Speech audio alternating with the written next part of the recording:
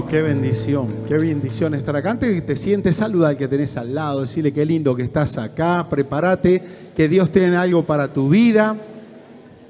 ¿Ya anda filmando? Sí, estaba filmando, Bruno.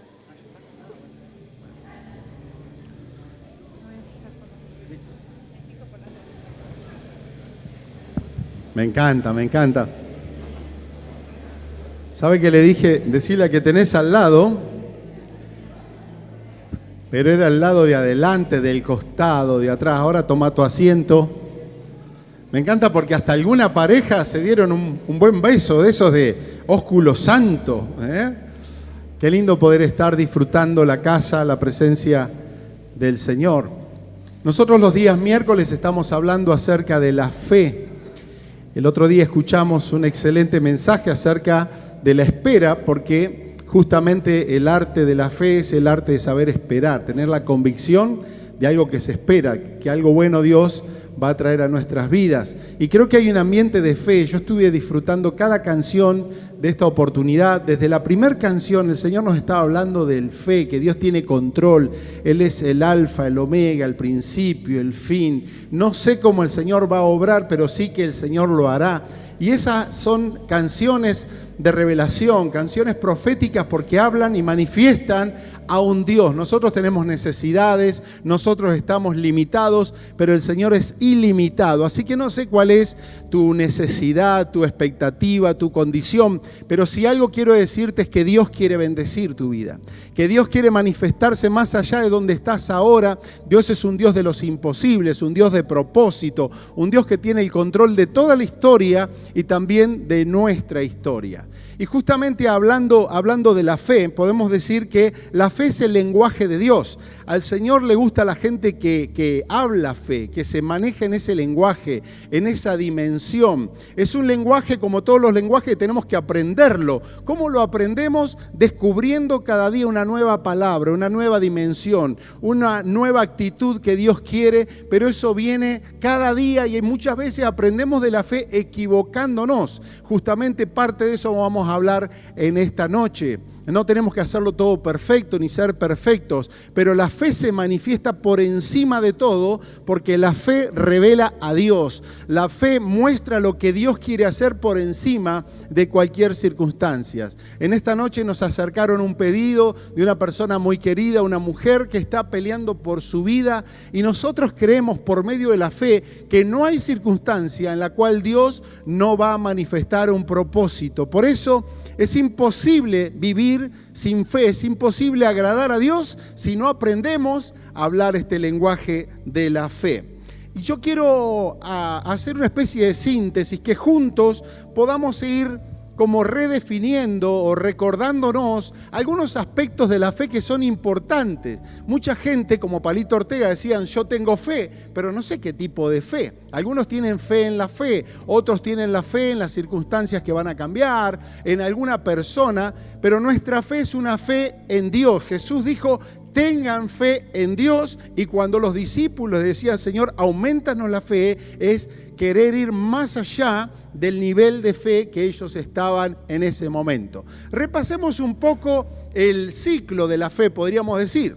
Lo primero que tenemos que decir es que al hablar de fe tenemos que poner en valor la palabra. Poner en valor la palabra. Todo lo que no se inicia en una palabra de Dios es una fe humana, es un estado positivo, es un querer, es un buen sentir. Pero la fe de Dios comienza en una palabra de Dios. Es la palabra de Dios la fuente de mi fe.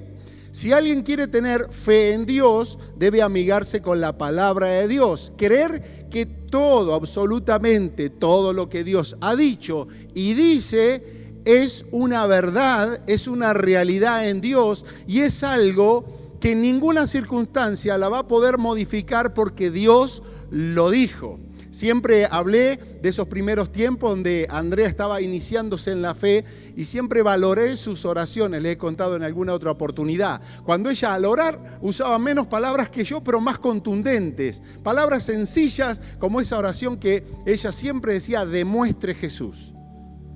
Y yo hablaba un montón de verborragia evangélica cristiana y nunca mis oraciones eran muy contestadas. Las de Andrea abrían puertas. Pero no eran las palabras, sino que ella estaba cimentando su oración, su fe en lo que Dios decía. Le decías, Andrea, ¿cómo es esto? Si Dios lo dijo, Dios y nada menos que Dios lo dijo, ¿cómo no van a suceder las cosas, no? La palabra tiene que ser el fundamento de nuestra fe. Si la palabra no es el fundamento, probablemente nuestras vidas estén fundamentadas en otras verdades, realidades.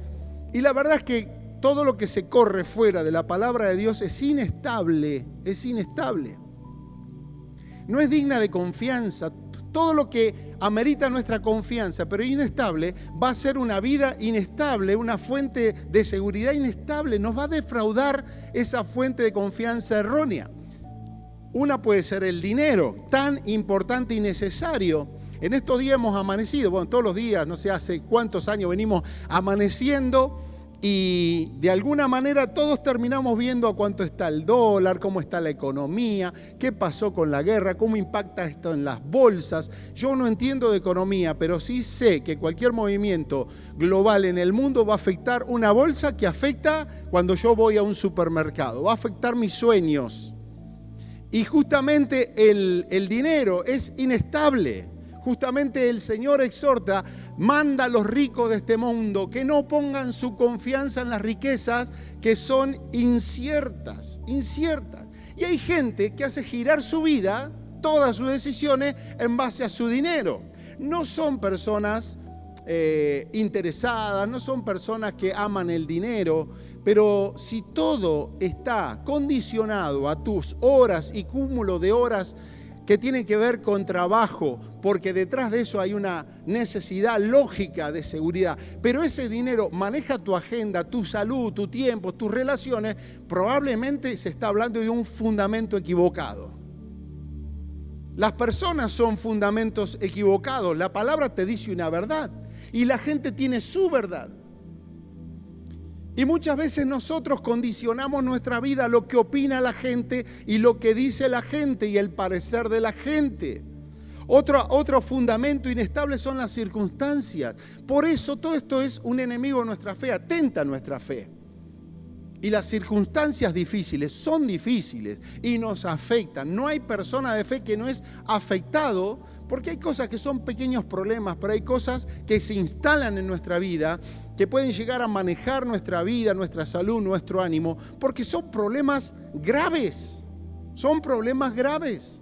Un diagnóstico médico, la muerte de un ser querido, un problema matrimonial, un problema financiero, puede hacer que nuestra fe, o pueden hacer que nuestra fe sea socavada y que nuestra vida sea socavada, porque pone en evidencia que muchas veces el fundamento de nuestra vida pueden ser dinero, pueden ser personas y pueden ser las circunstancias de nuestra vida. Por eso, lo que Dios dice debe ser nuestro fundamento. Viene la noticia a la mañana de que la economía está cada vez más complicada.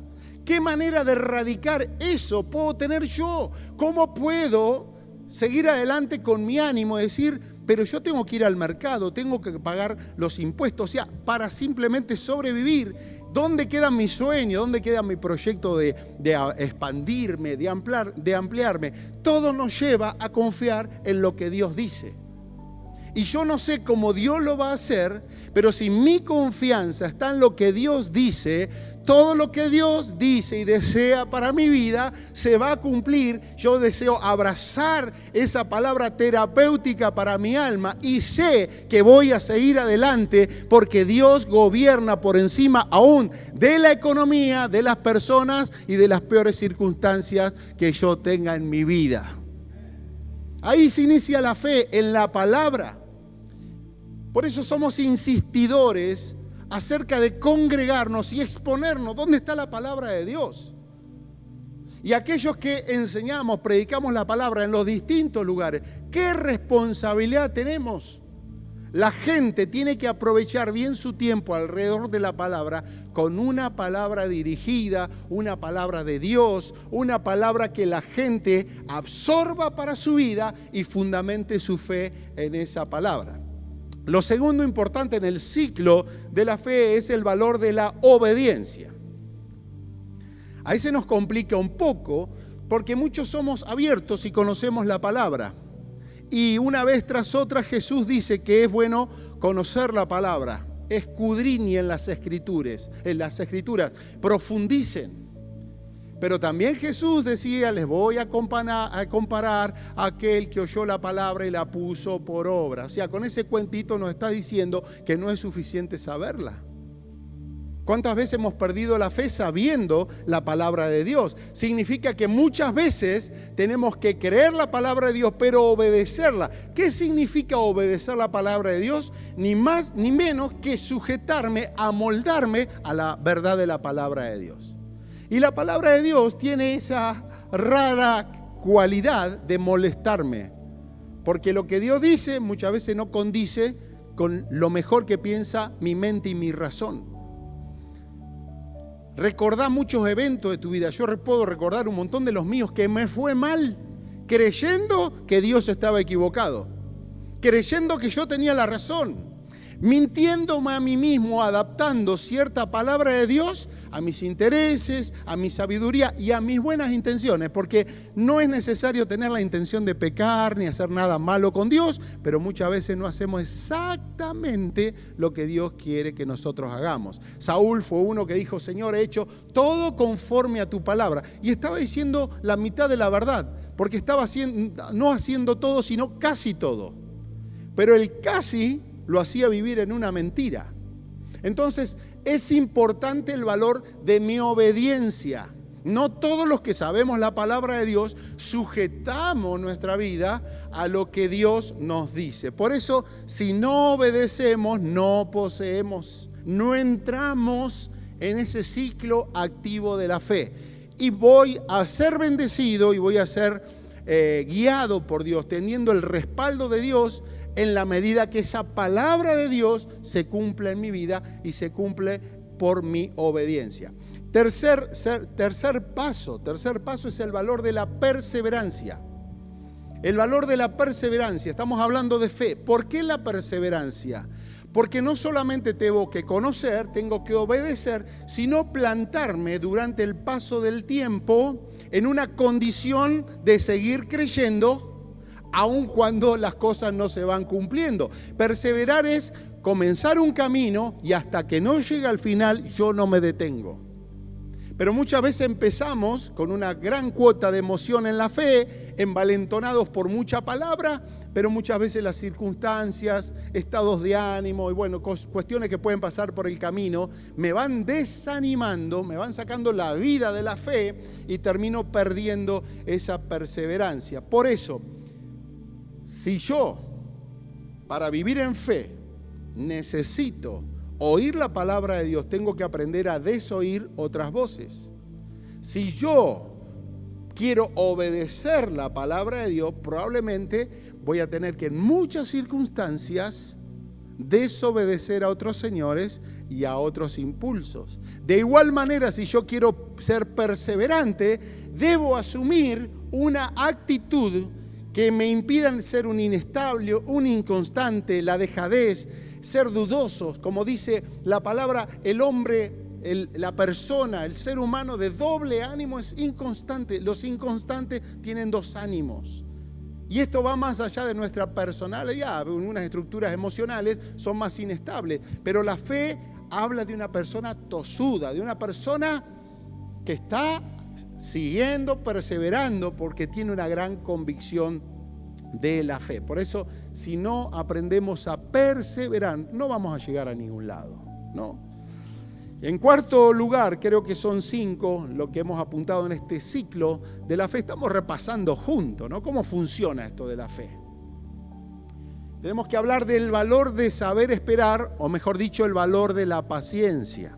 Recién hablamos el valor de la perseverancia, que es seguir adelante, pero en este aspecto, cuando dice saber esperar, tiene que ver con no hacer decisiones durante el paso del tiempo por la impaciencia de que las cosas no estén sucediendo.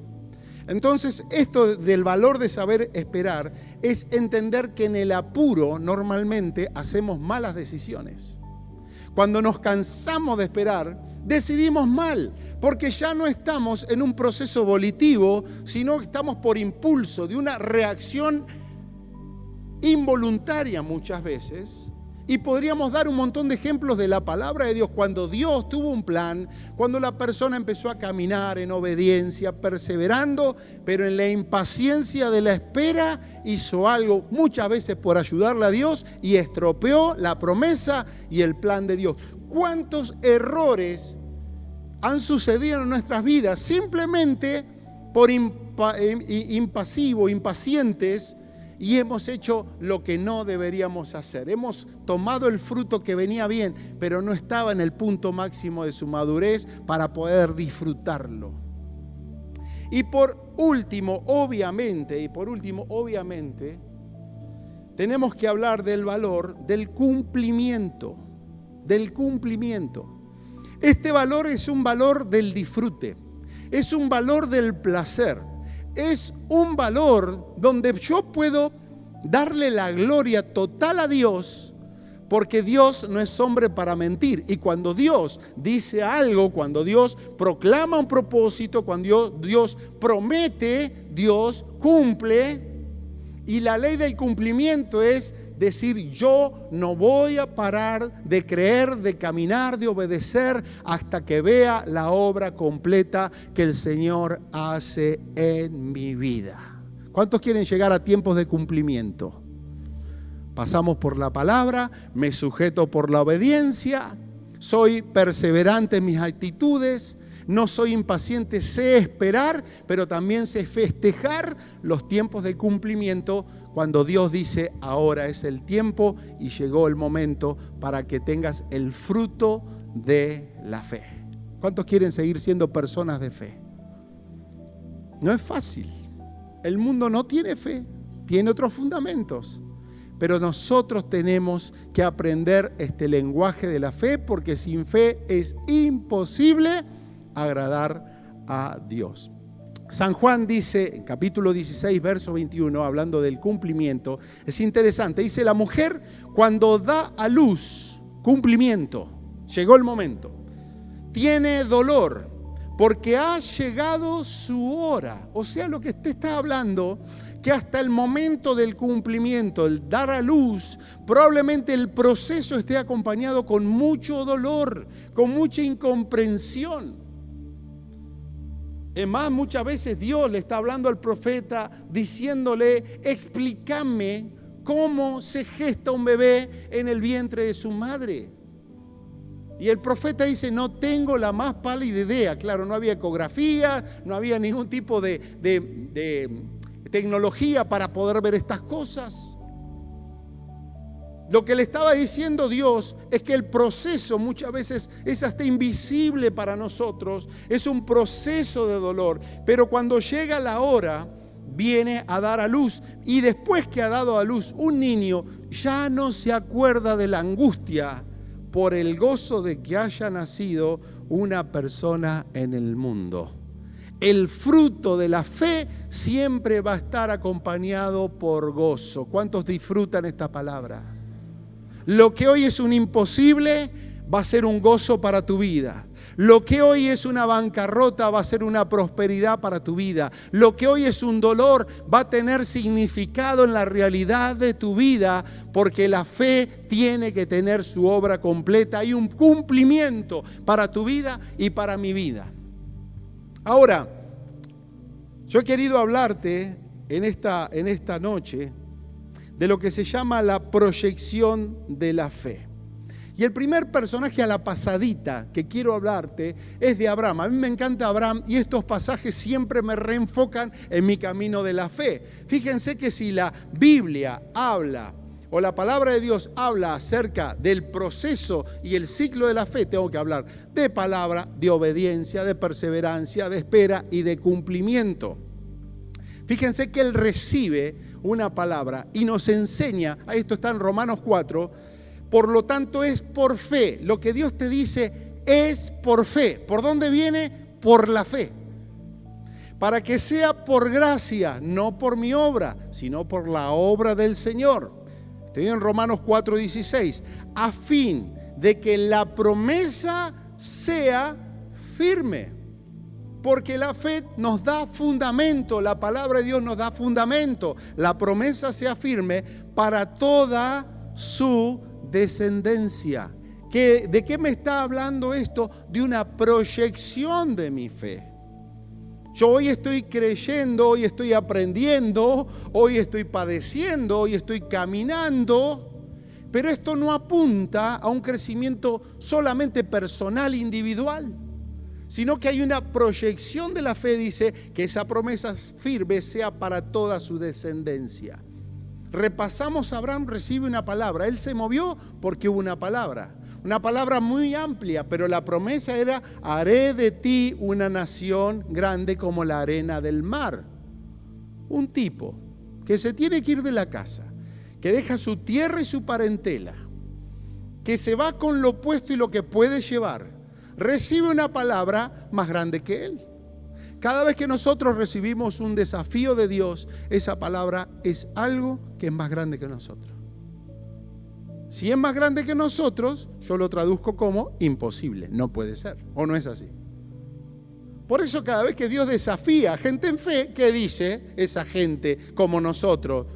Soy niño, no puedo, no van a creer en mí, no tengo. ¿Qué tienes en tu casa? Nada. Si tenés algo, anda a la casa.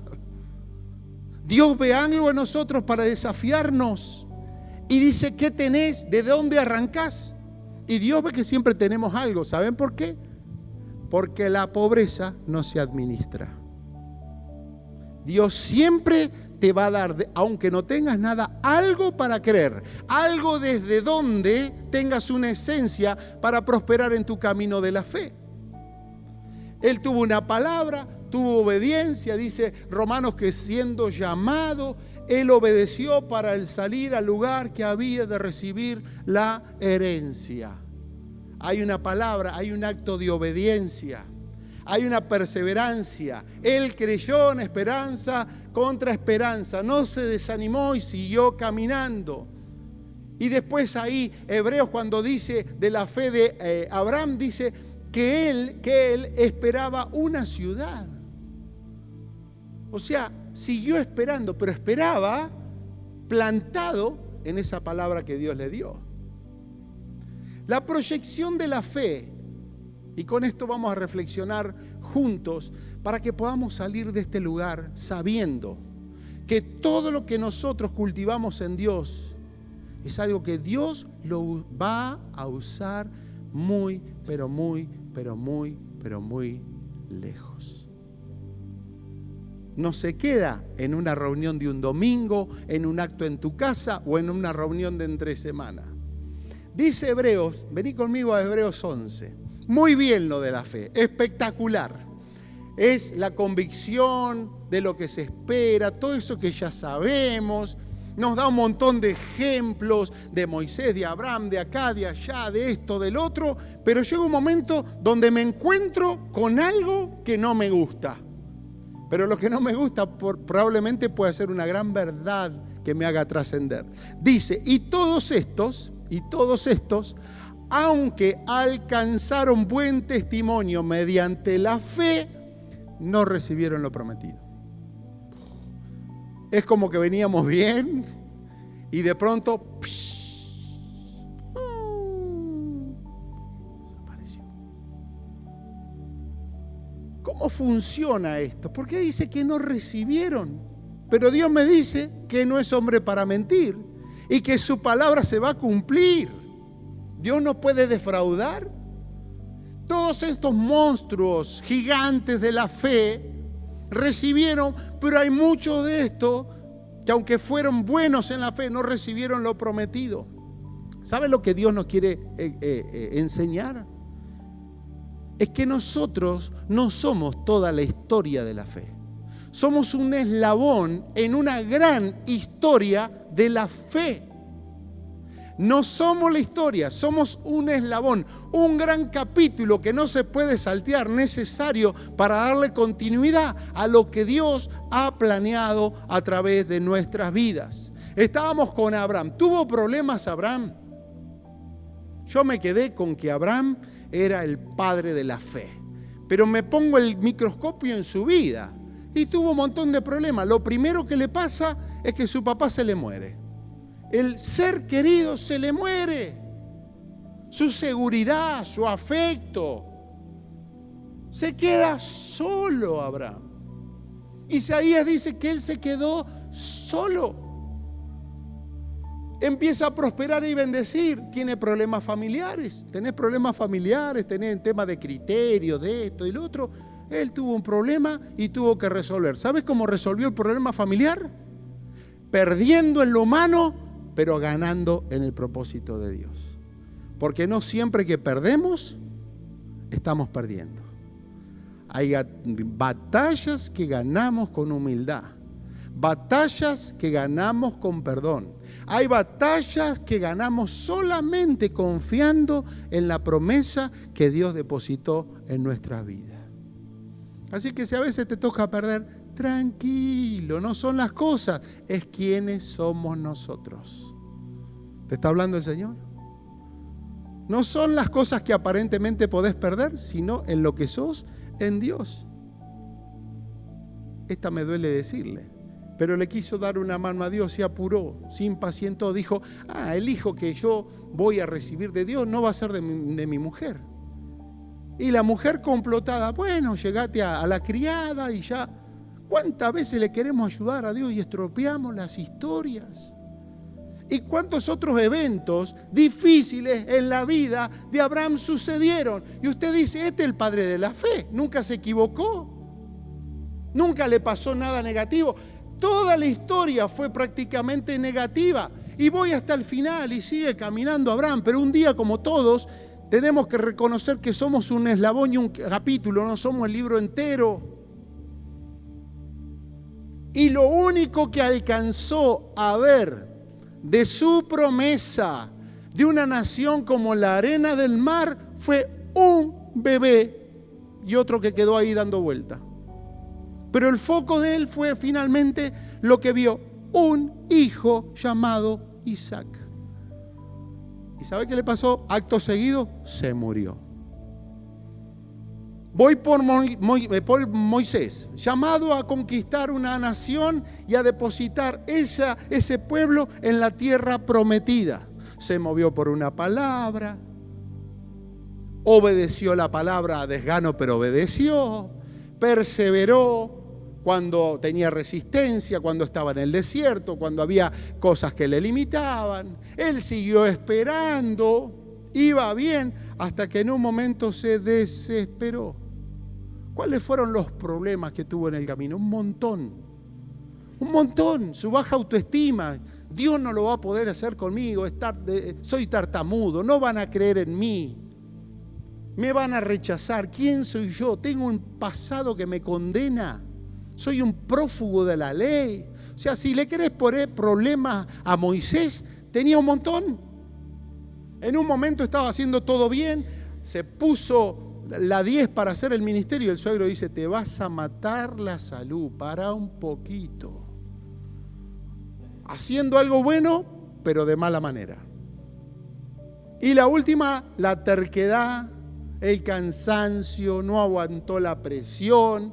Y ustedes saben la historia, que lo que falló con Dios fue tomar autoridad propia en contra de lo que Dios había dicho que haga. Entonces, ¿sabe qué le dijo el Señor? Andate al monte Nebo. ¿Al monte Nebo? Sí, pero la tierra prometida. Vaya al monte Nebo. Es que me llamaste para cumplir la promesa de tu pueblo de entrar a la tierra prometida. Vamos al monte Nebo. ¿A qué fue al monte Nebo? No era el de las tablas de la ley, que resplandecía su rostro, que pudo ver a Dios cara a cara, no. Dice, vas a ir al monte Nebo, ahí vas a morir y serás enterrado.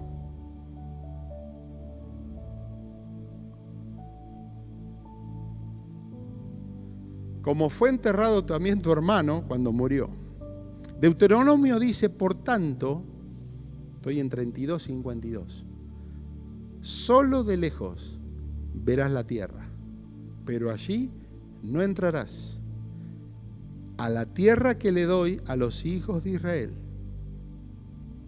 Decía Hebreos 11:39 que ellos no recibieron lo que se les había prometido. La promesa era: vas a guiar un pueblo para entrar a la tierra prometida. Pero él la miró de lejos. ¿Se cumplió el propósito? No, se cumplió, pero él no lo vio. Porque para que se cumpla la próxima etapa, él se tuvo que ir al monte Nebo a morir. Solo vio la tierra de lejos. Un par de ejemplitos rápidos más. Noé tenía una palabra así: llamado a salvar una humanidad renovada. Dios va a hacer algo, usted conoce en la historia. ¿Qué recibe? La palabra: hacete un arca. Locura total. Cuando Dios te habla, Él te va a decir algo más grande que lo que podés alcanzar o lo que sos. Obediencia sí, comenzó a construir. Perseverancia también. Espera también, hasta que entró a la arquita, llovió, se secó la tierra, bajó, hizo un altar, todo bien. Cumplimiento también. Pero ¿qué pasó en el camino? De todo. Tuvo que ser diferente. Al ser diferente, todos somos atacados, somos puestos en evidencia. Es feo ser diferente. El tiempo que se pasaba y el agua no caía, la crítica de la gente, la lógica, hacer un barco, en medio de un desierto. Locura total. Hebreos 11 dice, porque él está en la lista, aparentemente estos no recibieron lo prometido. ¿Qué es lo que alcanzó a ver del cumplimiento? La familia de los 3 hijos. Hijo, nuera y alguien más de la familia. Y animalitos por todos lados. David, llamado a establecer un reino. Problemas, todos sus pecados. Una familia dividida.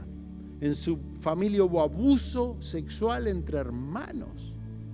En su familia hubo homicidios. Hubo sangre derramada. Hubo todo tipo de pecado. Y fíjense qué interesante, que Hechos dice que a la verdad David, habiendo servido a su propia generación según la voluntad de Dios, se murió. ¿Qué es lo que vio David? Que sus hijos dividieron el reino después. Se estaban peleando por el poder. Y todo lo que vio fue muy poco. Sin embargo, el cumplimiento se vino. Jesús, hijo de David, el pueblo de David, la ciudad de David, Jerusalén. ¿Me va siguiendo? De los profetas ni hablar, Los profetas tuvieron que hablar de lo que ellos no verían. Ahí estaba las profecías de Isaías. Isaías 52, 53, hablando de un Mesías que miles de años después iba a nacer.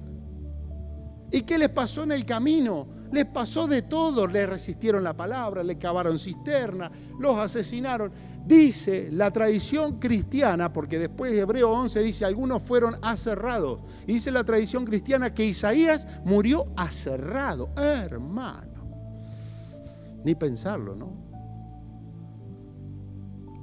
Estos son los que aparentemente no recibieron lo prometido.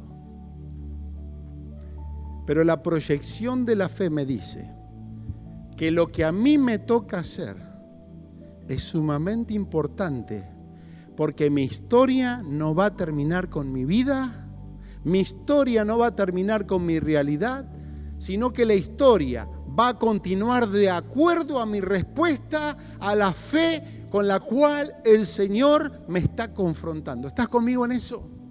Vos tenés que hacer tu parte aunque no veas el resultado. Cierro con esto. Preguntémonos qué pasaba si Abraham no salía de la casa. ¿Qué pasaba si por el luto de su ser humano, de su afecto, de su padre, de la pérdida de las ganancias, de la equivocación que tuvo con esta muchacha de la casa? ¿Qué pasaba si él dejaba de caminar? Usted me diría, bueno, Dios hubiese levantado. Sí, todo bien, pero era una promesa para Abraham, no para Carlito, era para Abraham. Y Abraham figura como padre de la fe, pero no alcanzó a ver el cumplimiento total. Y así cada uno de los que nosotros estamos haciendo. ¿Qué pasaría si Noé decía, esto es ilógico hacer un arca? Si no le decía a los hijos, entren al arca. Si no preservaba para vida. Yo lo que quiero decirte con esto es que vos y yo, no podemos renunciar, aunque tengamos miles de dificultades en nuestras vidas. Lo que te quise decir es desmitificar a esos padres de la fe, gigantes de la fe, que tuvieron tantos o más problemas de los que podés tener vos o yo, o de los problemas que a nosotros nos desaniman todos los días. Pónete de pie, préstame atención porque tenemos que tomar una decisión. Esto tiene que confrontarnos. Lo primero que te quiero decir en esto, antes de orar, es que tu fe tiene que ser traducido a una palabra profética. La única manera de hablar bien, de profesar, profetizar, hablar en pro de la fe, es teniendo fe. Cuando nosotros perdemos la fe, se nos cambia la profecía en una queja, la profecía en una maldición, se nos cambia la profecía en una condenación. Pero para poder hablar fe, tengo que llenar mi corazón de fe. Y la fe viene por el oír, y el oír de la palabra de Dios. La gente que está llena de Dios es gente que habla palabra de Dios. ¿Cuántas veces nos hemos renegado? ¿Cuántas veces hemos dicho tantas cosas? Pero debemos trascender nuestros tiempos. Bendecí tu vida con la fe, pero bendecí lo que viene y lo que vas a ver y lo que no vas a ver. ¿Sabes probablemente lo que no vayas a ver? Lo que hagan los que te siguen detrás. Tus hijos, tus nietos, tus bisnietos. Quizás no vas a ver el bisnieto cuando se case, porque ya no estarás. Pero hoy que sos bisabuelo, que sos abuelo, que sos lo que sos, podés hacer algo: bendecir tus generaciones.